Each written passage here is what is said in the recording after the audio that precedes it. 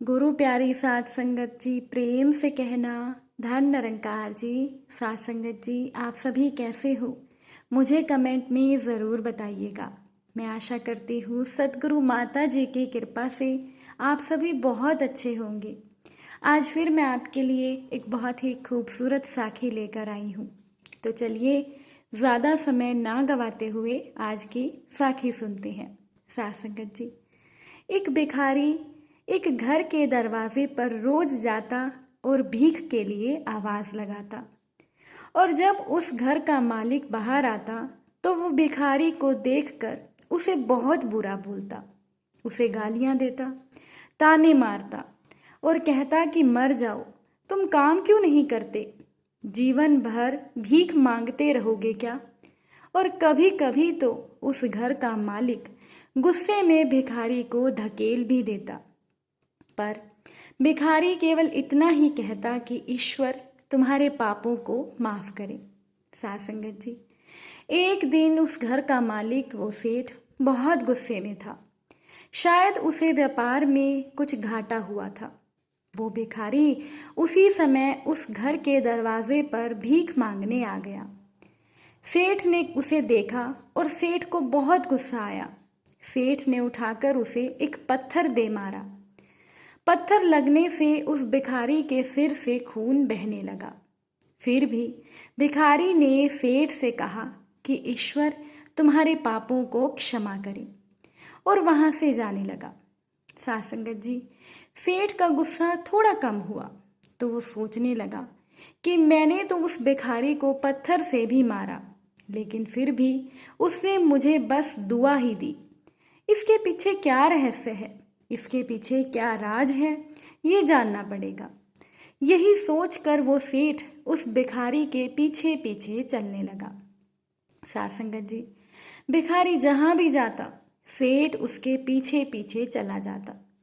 कहीं कोई उस भिखारी को कोई भीख दे देता तो कोई उस भिखारी को मारता, कोई उसे जलील करता, उसे गालियां देता।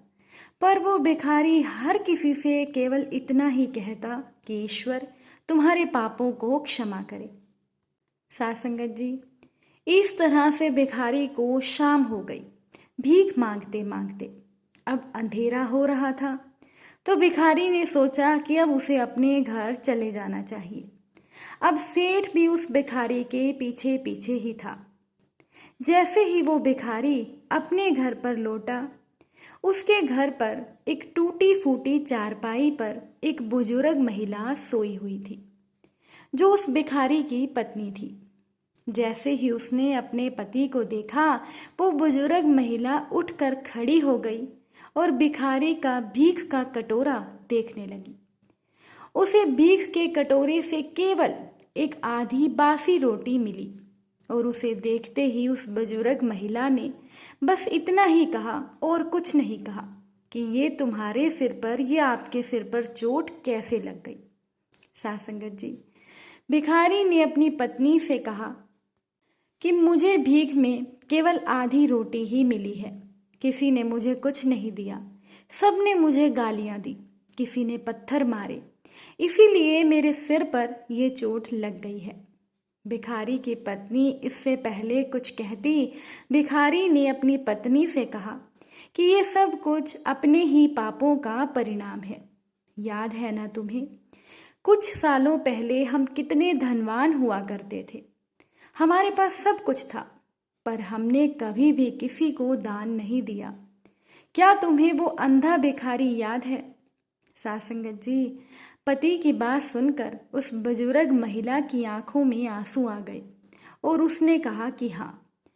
बुजुर्ग महिला अपने पति से कहने लगी कि कैसे हम उस अंधे भिखारी का मजाक उड़ाते थे, कैसे उसके कटोरे में रोटियों की जगह हम खाली कागज रख देते थे, हम उसे बहुत जलील करते थे और कभी कभी तो हम उसे धकेल भी देते थे। बुजुर्ग महिला ने अपने पति से कहा, मुझे सब याद है, मैंने कभी भी उस अंधे भिखारी को रास्ता नहीं दिखाया, और घर के बने हुए नाले में, जो घर के बाहर नाला बना था, मैंने उसे उसमें धकेल भी दिया था। जब भी उस भिखारी ने हमसे रोटियां मांगी हमने उसे केवल गालियां दी और एक बार तो हमने उसका कटोरा तक फेंक दिया। और वो अंधा भिखारी हमेशा हमसे यही कहता था कि तुम्हारे पापों का हिसाब ईश्वर लेंगे, मैं नहीं। आज उस भिखारी की बद्दुआ और हाय हमें लग गई है। साथ संगत जी, फिर भिखारी ने अपनी पत्नी से कहा, पर मैं किसी को बद्दुआ नहीं देता, चाहे कोई मेरे साथ कितना ही गलत क्यों ना करे, चाहे कोई मुझे पत्थर मारे या मुझे धकेल दे, मेरे होठों पर हमेशा दुआ रहती है, क्योंकि मैं नहीं चाहता कि हमारी तरह कोई और इतने बुरे दिन देखे। मेरे साथ अन्याय करने वालों को भी मैं दुआ देता हूँ, क्योंकि उनको मालूम ही नहीं कि वो पाप कर रहे हैं, और ऐसा पाप कर रहे हैं जो सीधा ईश्वर, ये निरंकार दातार देख रहा है, और जैसा हम करते हैं वैसा फल हमें भोगना पड़ता है। इसीलिए मेरे दिल से बस अपना हाल देखकर हर किसी के लिए दुआ ही निकलती है। साथ संगत जी, सेठ जो कि भिखारी का पीछा कर रहा था, सेठ ने सब कुछ सुन लिया। अब सेठ को भी सारी बात समझ में आ गई थी। उस भिखारी ने और उसकी पत्नी ने दोनों ने आधी रोटी को मिल बांटकर खा लिया और प्रभु की महिमा बोलकर गाकर वो सो गई। साथ संगत जी, अगले दिन जब वो भिखारी भीख मांगने सेठ के यहाँ आया तो सेठ ने पहले से ही रोटियां निकाल कर रखी थी। सेठ ने वो रोटियां भिखारी को दी और हल्की सी मुस्कान भरे स्वर में कहा कि माफ करना बाबा, गलती हो गई। भिखारी ने कहा कि ईश्वर तुम्हारा भला करे, और वो वहां से चला गया।